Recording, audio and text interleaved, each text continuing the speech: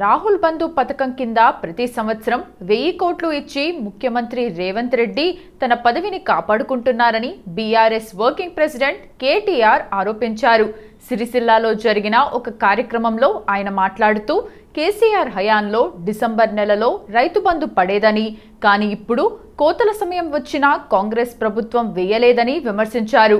రేవంత్ రెడ్డి ప్రభుత్వ పాలనలో రైతు బంధును నిలిపేసి రాహుల్ బంధు పేరుతో కొత్త పథకం తెచ్చారని ఎద్దేవా చేశారు. కేసీఆర్ ఉన్నప్పుడేమో రైతు బంధు బ్రహ్మాండంగా డిసెంబర్లో పడుతుండే, నాట్లేసే టైంకి పడుతుండే. కోతల టైంకి వచ్చింది, ఇంకొక 15 రోజులైతే కోతలు మొదలైతాయి. పడ్డదా రైతు బంధు? కేసీఆర్ గారు అందుకే చెప్పిండు, మోసపోతే గోసపడతాం, ఆలోచించుకోండి, జాగ్రత్త కొట్టేయండి అని చెప్పిండు.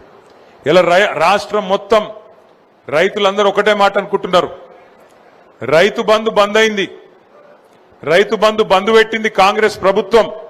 కానీ కొత్త పథకం తెచ్చిండు ముఖ్యమంత్రి రేవంత్ రెడ్డి గారు. కొత్త పథకం, బ్రహ్మాండమైన పథకం తెచ్చిండు.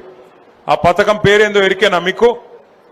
రైతు బంధు లేదట, కానీ రాహుల్ బంధు ఉందట. రాహుల్ బంధు. రాహుల్ బంధు అంటే ఎరికేనా? సంవత్సరానికి 1000 కోట్లు రాహుల్ గాంధీకి ఇచ్చే రాహుల్ బంధు ఒకటి మాత్రం పక్కా ఉన్నది. రైతు బంధు మాత్రం లేదు. 3 సార్లు ఎగ్గొట్టిండు, ఒకసారి కాదు, 2 సార్లు కాదు, ఇది 3వసారి రైతు బంధు ఎగ్గొట్టిండు ముఖ్యమంత్రి. రాహుల్ బంధు అనే పథకం పెట్టి ఆ రాహుల్ బంధు పథకం కింద ఆయన సీటు కాపాడుకునేందుకు గాంధీ కుటుంబానికి, రాహుల్ గాంధీకి పైసలు కమ్మి పడ్డాయట. అందుకే రాహుల్ గాంధీ గారికి సంవత్సరానికి 1000 కోట్లు ఇచ్చి పదవి కాపాడుకుంటాడట ముఖ్యమంత్రి గారు. ఆయనకు తెలుసు, ఇప్పుడు రైతులకు ఓట్లు వేయించుకున్నాడు, అబద్దాలు చెప్పిండు, ఓట్లు వేయించుకున్నాడు. ఇక 5 ఏళ్లు ఆ సీట్లో కూర్చోవాలంటే ఏం చేయాలి? మరి ఏం చేయాలంటే రాహుల్ గాంధీ గారికి సామంతరాజు లెక్క ఢిల్లీ గద్దెకు కప్పం గడతా ఉండాలి.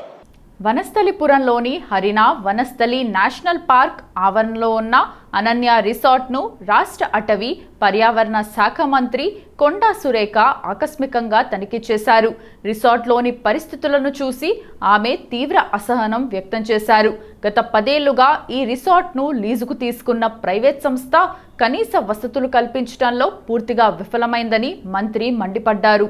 రిసార్ట్లోని టాయిలెట్లు, స్విమ్మింగ్ పూల్, కాటేజీలు, కిచెన్ ఏమాత్రం శుభ్రంగా లేకపోవటాన్ని గమనించిన మంత్రి నిర్వహణ తీరుపై అధికారులను, లీజుదారులను ప్రశ్నించారు. పర్యాటకులు వచ్చే చోట ఇంత అపరిశుభ్రత ఉండటం ఏంటని ఆగ్రహం వ్యక్తం చేశారు.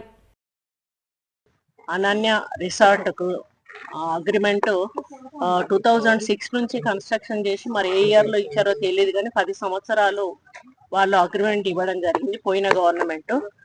అంటే నామ్స్ ప్రకారం మామూలుగా ఒకటి 2 ఇయర్స్ ఇచ్చిన తర్వాత మామూలుగా ఓపెన్ టెండర్స్ పెట్టి ఆ టెండర్స్ ప్రకారం ఇవ్వాలి. ఆ టెండర్స్ లో ఎవరు ఎక్కువ కోడి చేస్తే వాళ్లకు హ్యాండ్ ఓవర్ చేయాలి. మళ్ళీ ఆఫ్టర్ 2 ఇయర్స్ మళ్ళీ అదే టెండర్లో వెళ్లాల్సిన అవసరం ఉన్నది. కానీ ఆ విధంగా కాకుండా మరి ఇప్పుడు ఈ రిసార్ట్ మెయింటైన్ చేస్తున్న వాళ్ళకి 10 సంవత్సరాల నుంచి కూడా కంటిన్యూ వాళ్లే మెయింటైన్ చేస్తూ ఉన్నారు. ప్లస్ మళ్ళీ 2 ఇయర్స్ రీసెంట్ గా కూడా మళ్ళీ ఎక్స్టెన్షన్ ఇవ్వడం జరిగింది. దాన్ని వాళ్ళు ఏం రీజన్ చెప్తున్నారు అంటే, కోవిడ్ సమయంలో వీళ్ళు కొంత నష్టపోయారు కాబట్టి దాన్ని బేస్ చేసుకొని మేము ఒక 2 సంవత్సరాలు ఇచ్చాము అని చెప్పారు. రీసెంట్ గానే మా PCCF సువర్ణ గారు కూడా దీని మీద రివ్యూ చేయడం జరిగింది. చేసి ఇది మా ఫారెస్ట్ డిపార్ట్మెంట్ కు హ్యాండ్ ఓవర్ చేయండి వీలైనంత త్వరలో అని చెప్పి వారు చెప్పడం జరిగింది. వారు ఒక లెటరు కూడా సర్వ్ చేస్తా అన్నారు. అది సర్వ్ చేసిన తర్వాత ఫారెస్ట్ డిపార్ట్మెంట్ వాళ్ళు ఈ ఎవరైతే ఏజెన్సీ ఉన్నారో వాళ్ళకు నోటీస్ ఇష్యూ చేసి కొంత టైం ఇచ్చి ఆ తర్వాత దీన్ని వెకెట్ చేయమని చెప్పడానికి మరి తర్వాత మేము హ్యాండ్ ఓవర్ చేసుకోవడం జరుగుతుంది. ముఖ్యంగా మరి ఇక్కడ మేము చూసినటువంటి ఫ్లాస్ ఏవైతే ఉన్నాయో టోటల్ గా మెయింటెనెన్స్ అనేది లేదు. మరి ఆన్లైన్ బుకింగ్ ఉంది, అందులో ఆఫ్లైన్ బుకింగ్ కూడా ఉంటది. మాకు 3% FTCకి ఇస్తున్నారు, వాళ్ళు వచ్చిన ఇన్కమ్ లో మాకైతే ఇస్తున్నారు. ముఖ్యమంత్రి చంద్రబాబు టీటీడీ ప్రస్తుత పాలక మండలిపై టీటీడీ మాజీ చైర్మన్ భూమన కరుణాకర్ రెడ్డి తీవ్ర స్థాయిలో విమర్శలు గుప్పించారు. అమరావతిలోని వెంకటాయపాలెంలో శ్రీవారి ఆలయ నిర్మాణానికి సంబంధించి టీటీడీ తీసుకున్న నిర్ణయాలను ఆయన తప్పుబట్టారు. శ్రీవారిని కూడా రాజకీయ అవసరాలకు వాడుకునేలా చంద్రబాబు కుట్రలు చేస్తున్నారని భూమన ఆరోపించారు.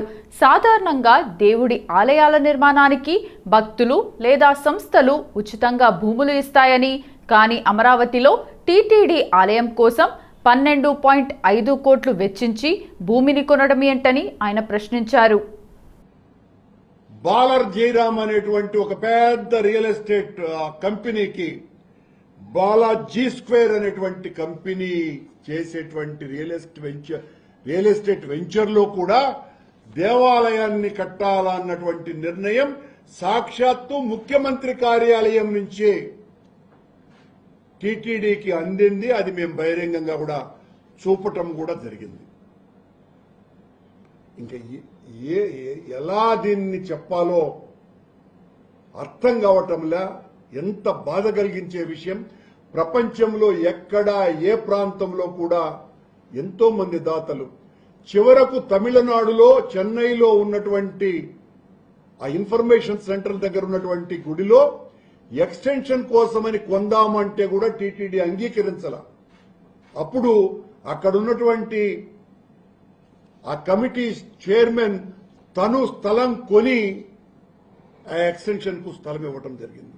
అట్లాగే మహానటైనటువంటి కాంచన గారు ఇచ్చినటువంటి స్థలంలో పద్మావతి అమ్మవారి దేవాలయాన్ని నిర్మించటం జరిగింది. ఎక్కడ ఎప్పుడు ఏ గుడి నిర్మించినా భగవంతుడి గుడి అది దాతలు ఇచ్చినటువంటి స్థలంలోనే నిర్మించినారు.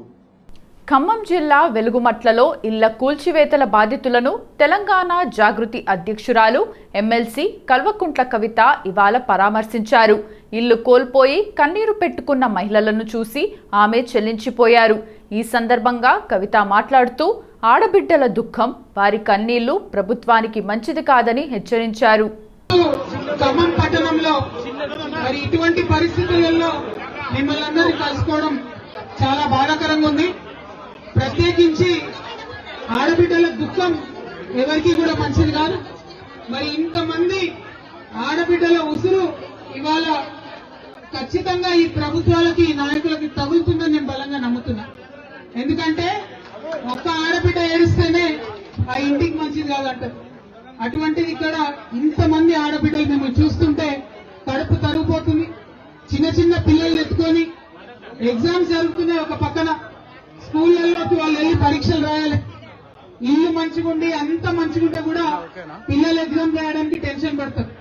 అట్లాంటిది రాత్రికి రాత్రి బుల్డోజర్లు వచ్చి కొట్టి పడేసి పుస్తకాలతో సహా మొత్తానికి నేలమట్టం చేసినారు మీ ఇళ్ళని. అవి చూస్తుంటే చాలా బాధ అనిపించింది. కానీ అనేక మంది వచ్చిపోయినారు, ఏదో టూరిస్టులు వచ్చిపోయినట్టు, ఎగ్జిబిషన్ చూడడానికి వచ్చిపోయినారు.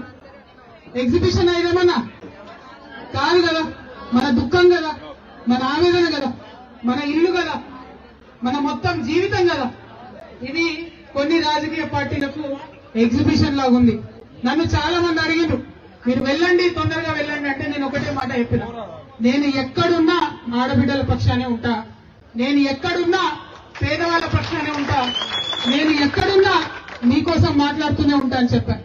ఒక సమయం వస్తుంది, ఒక టైం వస్తుంది, ఖచ్చితంగా మీ దగ్గరకు వస్తాను. వచ్చిన తర్వాత సొల్యూషన్ లేకుండా, పరిష్కారం లేకుండా వెళ్ళను. భువనగిరి లోక్సభ సభ్యుడు చామల కిరణ్ కుమార్ రెడ్డి లోక్సభ స్పీకర్ ఓం బిర్లాపై తీవ్ర విమర్శలు చేశారు.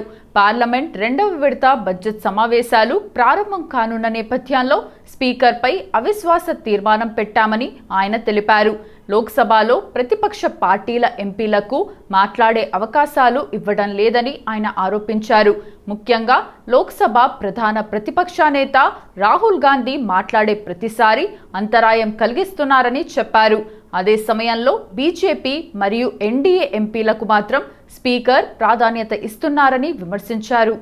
Leader of opposition Rahul Gandhi గారిని కూడా మాట్లాడనీయకుండా డిస్టర్బ్ చేయడం. రెండోది స్పీకర్ బీజేపీ పార్లమెంట్ సభ్యులకు, అంటే ముఖ్యంగా రూలింగ్ లో ఉన్నటువంటి పార్లమెంట్ సభ్యులకు ప్రత్యేకంగా వారికి ఇంపార్టెన్స్ ఇస్తుండని, అపోజిషన్ పార్టీలో మాట్లాడేటువంటి పరిస్థితి ఉన్నప్పుడు మాట్లాడనీయకుండా అడ్డుకుంటున్నారని ఒక అంశం. ఎందుకంటే పార్షాలిటీగా స్పీకర్ అనే వ్యక్తి కంపల్సరీ హౌస్ లో అందరినీ ఒకే విధంగా చూడాల్సిన అవసరం ఉంటుంది.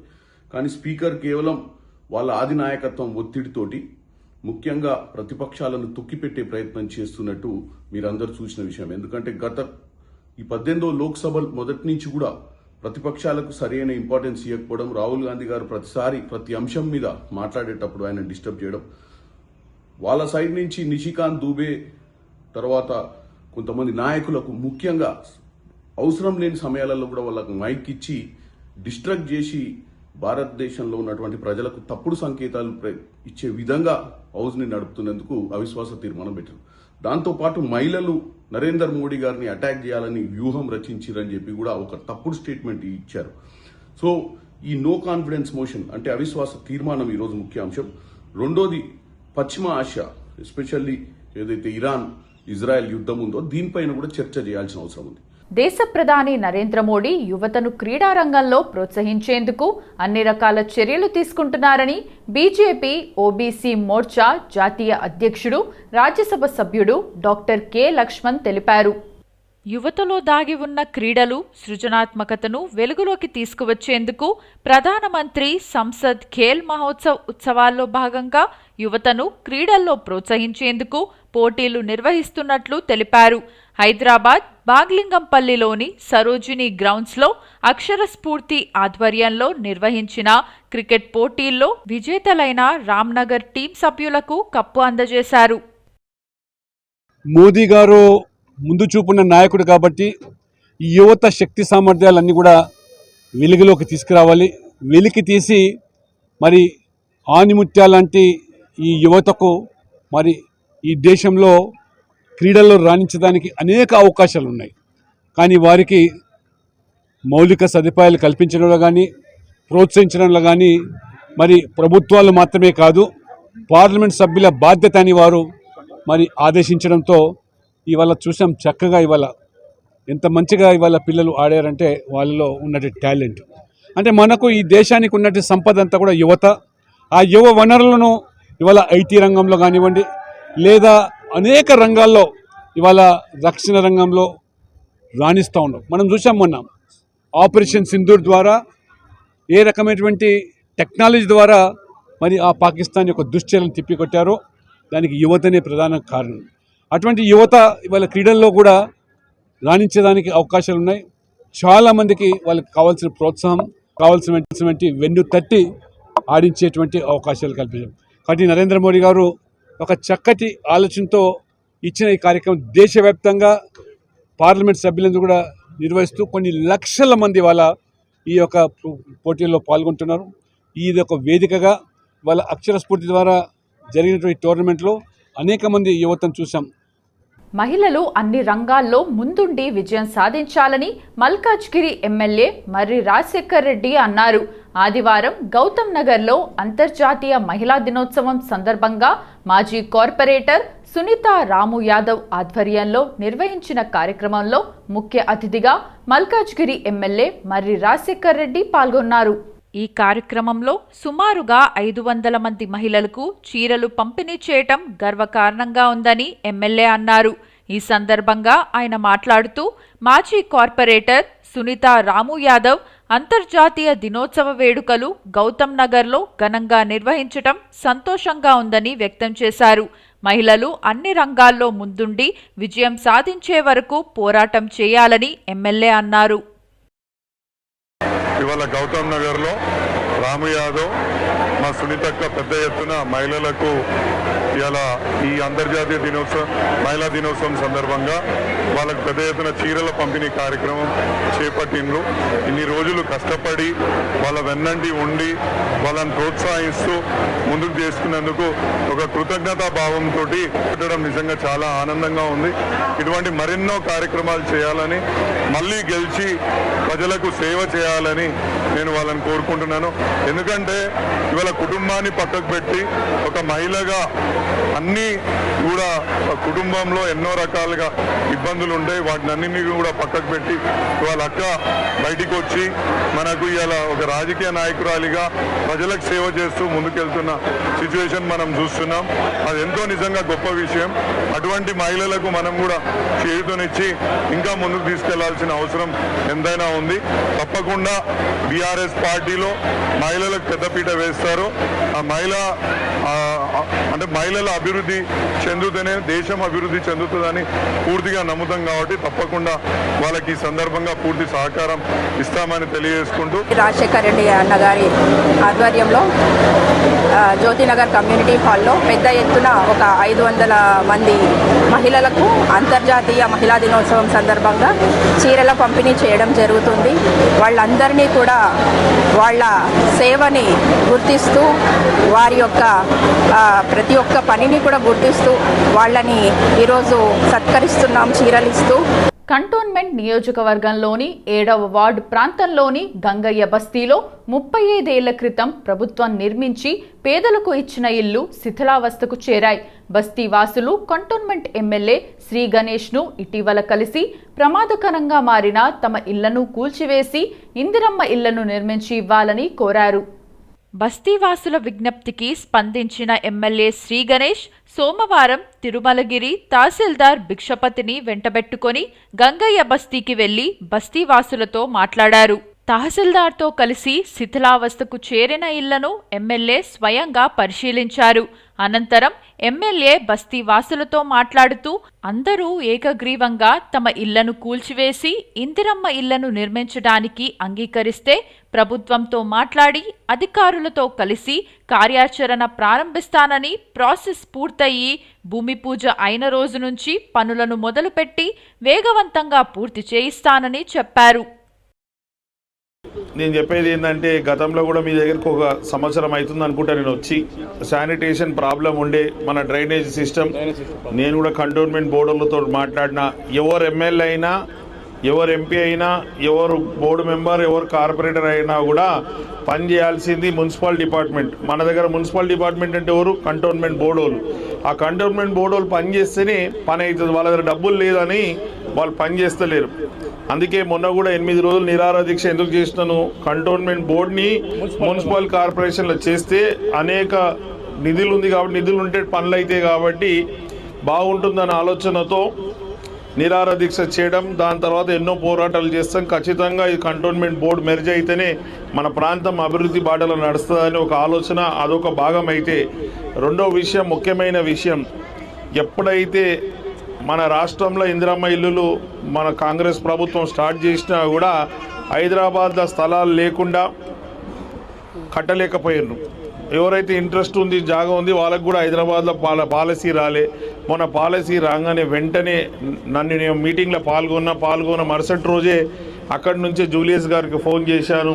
మీ గంగయ్య బస్తీ వాళ్ళు ఇంట్రెస్టెడ్ ఉంటే, ఎందుకంటే కూలిపోయే పరిస్థితులు ఉంది, మీ బిల్డింగ్ చూశాను, అది చేస్తాను, గవర్నమెంట్ చేయడానికి సిద్ధంగా ఉందని చెప్తే వెంటనే వారు మీతో చర్చించడం, మీరు కూడా నా దగ్గరకు వచ్చారు. నేను కూడా కలెక్టర్ గారితో మాట్లాడాను, ఎంఆర్ఓ గారితో, ఆర్డీఓ గారితో మాట్లాడితే వాళ్ళు చేస్తా అన్నారు. దీనికన్నా ముందు మన రసూల్పురాలో ఒక బిల్డింగ్ ఉంది సేమ్ ఇట్లని, ఒక 6 నెలల క్రితం అది అక్కడ సికింద్రాబాద్ ఎంఆర్ఓకి వస్తుంది, మండలికి వస్తుంది, వారు కూడా చేసిరు, అది శాంక్షన్ అయిపోయింది. విద్యార్థులు చదువులోనే కాదు సంస్కారం, సంస్కృతి, సంప్రదాయాల్లో కూడా ముందుండాలని సంరక్షణ పాఠశాల వ్యవస్థాపక చైర్పర్సన్ జానకి పేర్కొన్నారు. సంరక్షణ పాఠశాల 22వ వార్షికోత్సవం, గ్రాడ్యుయేషన్ డే వేడుకలను తెలుగు యూనివర్సిటీ ప్రాంగణంలో ఘనంగా నిర్వహించారు. ఈ సందర్భంగా విద్యార్థులు ప్రదర్శించిన వివిధ సాంస్కృతిక నృత్యాలు, దేశభక్తి గీతాలు ప్రేక్షకులను ఆకట్టుకున్నాయి. ప్రతిభ కనబర్చిన విద్యార్థులకు అవార్డులను అందజేసి సత్కరించారు. ఈ సందర్భంగా పాఠశాల వ్యవస్థాపక చైర్పర్సన్ జానకి మాట్లాడుతూ విద్యతో పాటు సంస్కారం, సంస్కృతి, సంప్రదాయాలను పిల్లల్లో పెంపొందించడం చాలా ముఖ్యమని తెలిపారు. ప్రభుత్వ సేవలో వివిధ హోదాల్లో పనిచేసి పదవీ విరమణ పొందిన అనంతరం తన అనుభవాన్ని సమాజానికి ఉపయోగపడేలా చేయాలనే ఉద్దేశంతో ఈ పాఠశాలను గాంధీనగర్లోని కవాడిగూడలో 22 సంవత్సరాల క్రితం స్థాపించడం జరిగిందన్నారు. అంతర్జాతీయ మహిళా దినోత్సవం సందర్భంగా హైదరాబాద్ బాగ్ అంపర్పేట్ రామకృష్ణ నగర్ కమ్యూనిటీ హాల్లో ఖైరతాబాద్ జిల్లా మహిళా కాంగ్రెస్ అధ్యక్షురాలు సెంపుల ఉషశ్రీ శ్రీకాంత్ గౌడ్ ఆధ్వర్యంలో అంతర్జాతీయ మహిళా దినోత్సవ వేడుకలు ఘనంగా నిర్వహించడం జరిగింది. ఈ కార్యక్రమానికి మాజీ రాజ్యసభ సభ్యులు వి హనుమంతరావు మరియు ఖైరతాబాద్ జిల్లా అధ్యక్షుడు మోతా రోహిత్ ముదిరాజ్ ముఖ్య అతిథులుగా విచ్చేశారు. ఈ సందర్భంగా పారిశుద్ధ కార్మికులకు, ఆశా వర్కర్లకు మరియు అంగన్వాడీ టీచర్లకు శాలువాలతో సన్మానించి వారికి స్టీల్ వాటర్ బాటిల్స్ని బహుమతిగా అందించడం జరిగింది. ఈ సందర్భంగా మాజీ రాజ్యసభ సభ్యులు వి హనుమంతరావు మాట్లాడుతూ మహిళలకు 33% రిజర్వేషన్ కల్పించిన గొప్ప నాయకుడు రాజీవ్ గాంధీ అన్నారు. ఈరోజు బాగంబర్పేట్ డివిజన్ లోని రామకృష్ణ నగర్ పార్క్ లో పారిశుద్ధ కార్మికులు మరియు ఆశా వర్కర్లు మరియు అంగన్వాడీ టీచర్లకు సన్మానం చేయడం జరిగింది. అలాగే వారికి ఎండలో చల్లగా వాటర్ బాటిల్స్ ని అందించడం జరిగింది గిఫ్ట్ గా. మహిళా దినోత్సవం అంటేనే ఒక మహిళలకు ప్రత్యేకమైన దినం. ఈ రోజు మహిళలు ఎంతో ఉత్సాహంగా అన్ని ఆటపాటలతో అన్ని ఉత్సాహంగా పాల్గొని వాళ్ళు ఎంజాయ్ చేసుకుంటారు ఈ ఒక్క రోజు. అలాగే వివిధ రంగాలలో వారికి చేసిన కృషిని మనము గుర్తించుకొని వారికి సన్మానించడం జరిగింది. అలాగే మా బస్తీని ఎప్పుడు క్లీన్ గా నీట్ గా ఉంచినందుకు పారిశుద్ధ కార్మికులకు, అలాగే మా బస్తీలలో పిల్లలకి గాని పెద్దలకి గాని ఆరోగ్యాన్ని సంబంధించిన ఇష్యూలు ఏమన్నా కూడా మా ఆశా వర్కర్లు ఎప్పుడు కూడా వారికి అందుబాటులో ఉంటూ వారి సేవలను అందించడం జరుగుతుంది. అలాగే మా అంగన్వాడీ టీచర్లు కూడా వారి అంగన్వాడీ స్కూళ్లలో రోజు మధ్యాహ్నం భోజనం గాని పిల్లల ఆలన పాలన గాని చూసుకుంటున్నారు. ఈ సందర్భంగా వారందరినీ పిలిచి మేము ఈ సందర్భంగా వారికి సన్మానించడం జరిగింది. అల్వాల్ సర్కిల్ 119 మచ్చబొల్లారం డివిజన్ విజయ్ విహార్ కాలనీలో 20 లక్షల రూపాయల వ్యయంతో నూతనంగా వేస్తున్న సీసీ రోడ్డు పనులను స్థానిక మాజీ కార్పొరేటర్ రాజ్ జితేంద్రనాథ్ కాలనీ వాసులతో కలిసి శంకుస్థాపన చేశారు. ఈ కాలనీ వాసులు మాట్లాడుతూ కాలనీ ఏర్పడినప్పటి నుండి మా వెన్నంటే ఉండి మా కాలనీలో అన్ని మౌలిక వసతులు కల్పించారని, మేము ఎప్పుడు అడిగినా కాదనకుండా మాకు సహకరించిన రాజ్ జితేంద్రనాథ్కు మరియు మైనంపల్లి హనుమంతరావుకు కృతజ్ఞతలు తెలిపారు. గతం నుండి మొదటి నుంచి కాలనీ ఏర్పాటు చేసిన నుండి కూడా మాకు వెన్నంటి ఉండి మైనంపల్లి హనుమంతరావు గారి సహకారంతో మరియు జితేందర్ గారి సహకారంతో సురేందర్ అన్న సహకారంతో అందరి నాయకుల సహకారంతో మా కాలనీ దినదినం అభివృద్ధి చెందుతుంది. దానికి తగ్గట్టుగానే వాళ్ళు మేము ఎప్పుడు అడిగినా కూడా కాదనకుండా మాకు రోడ్లు కానీ లేకపోతే పార్కు శాంక్షన్ చేయడం కానీ ప్రతి ఒక్కటి కూడా మాకు కనీస సౌకర్యాలు ఏవైతున్నాయో అవన్నీ కూడా మాకు కల్పిస్తున్నారు. ఈ సందర్భంగా వారందరికీ పేరున ప్రత్యేక ధన్యవాదాలు తెలుపుకుంటున్నాం. ఇదే సహకారం మాకు మున్ముందు కూడా చేస్తారని గట్టిగా నమ్మకం ఉంది. అయితే ఒక్కటేంటంటే మాకు ఇప్పుడు ప్రభుత్వం ప్రకటించిన